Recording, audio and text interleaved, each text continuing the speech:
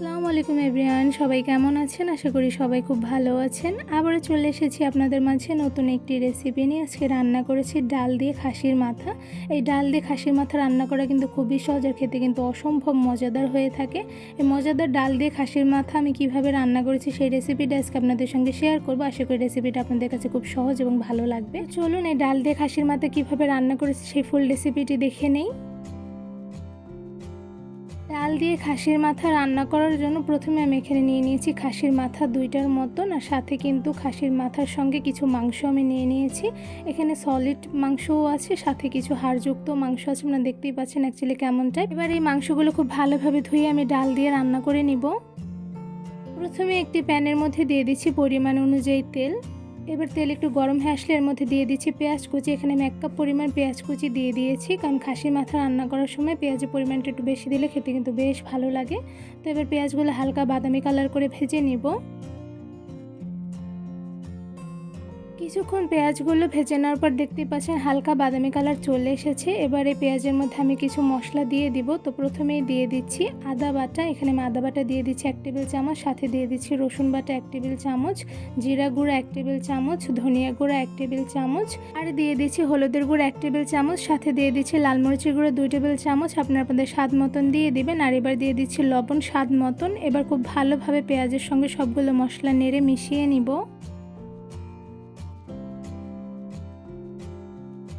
পেঁয়াজের সঙ্গে মশলাগুলো কিন্তু খুব ভালোভাবে নেড়ে মিশিয়ে নেওয়া হয়ে গিয়েছে। এবার এই মশলার মধ্যে দিয়ে দিচ্ছি অল্প পরিমাণে পানি। এবার খুব ভালোভাবে নেড়ে মশলাগুলো কিছুক্ষণ কষিয়ে নিব।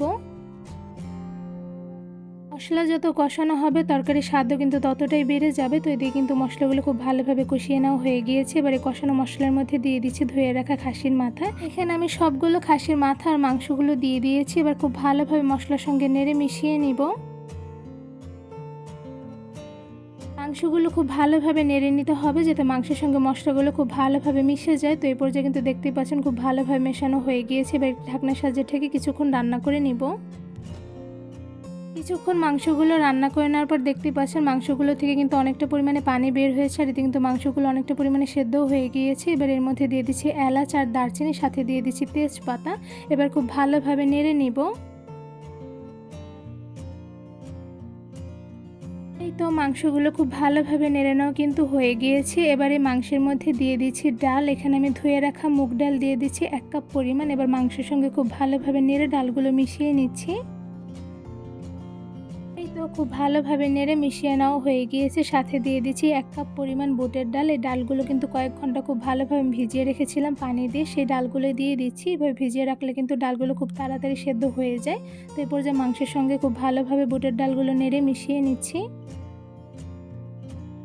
মাংসের সঙ্গে ডালগুলো নেড়ে মিশিয়ে নাও কিন্তু হয়ে গিয়েছে। এবার মাংসগুলো একটা ঢাকনার সাহায্যে ঢেকে কিছুক্ষণ রান্না করে নিব।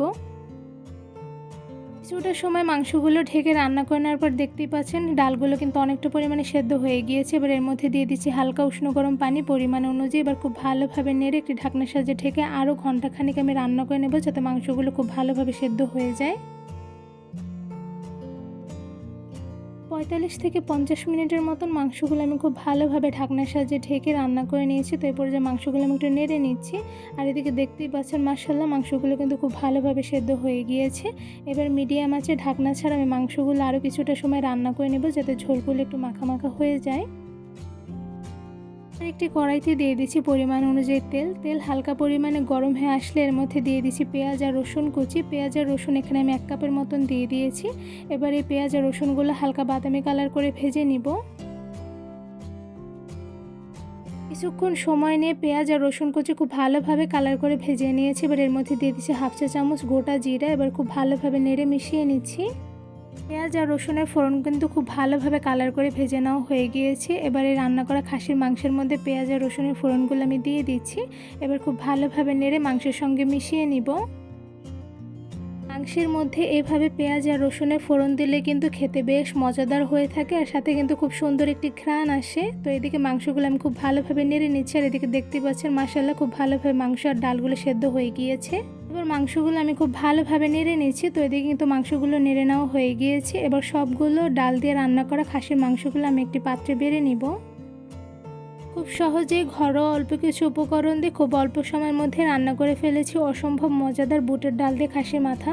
এই খাসির মাথা রান্না করা কিন্তু খুবই সহজ, আর খেতে কিন্তু অসম্ভব মজাদার হয়ে থাকে। এদিকে দেখতেই পাচ্ছেন মাশাআল্লাহ বুটের ডাল দিয়ে খাসির মাথা রান্নাটা দেখতে কিন্তু খুবই লোভনীয় হয়েছে, আর সাথে কিন্তু খেতে অসম্ভব মজাদার হয়ে থাকে। আর এদিকে দেখতেই পাচ্ছেন ডালটা কতটা ভালোভাবে সেদ্ধ হয়ে গিয়েছে। এই অসম্ভব মজাদার বুটের ডাল দিয়ে খাসির মাথা রান্নার রেসিপিটা আপনাদের কাছে কেমন লেগেছে তা আমাকে অবশ্যই কমেন্ট করে জানাবেন। আমি একটা মাংস আপনাদের একটু ভেঙে দেখাচ্ছি অ্যাকচুয়ালি কেমন হয়েছে। তো দেখতেই পাচ্ছেন মাংসটা মাশাআল্লাহ কতটা পরিমাণে সফট হয়েছে যে ধরার সাথে সাথে খুলে যাচ্ছে। এই অসম্ভব মজাদার বুটের ডাল দিয়ে খাসির মাথা রান্নার ফুল রেসিপিটা আপনাদের কাছে ভালো লেগে থাকলে অবশ্যই আমার চ্যানেলটি সাবস্ক্রাইব করে ভিডিওতে বেশি বেশি লাইক কমেন্ট শেয়ার করে আমার পাশেই থাকবেন। আজকে এখানেই বিদায় নিচ্ছি, দেখাবো অন্য কোনো ভিডিওর মাধ্যমে। সবাই সুস্থ থাকবেন, ভালো থাকবেন, আল্লাহ হাফেজ।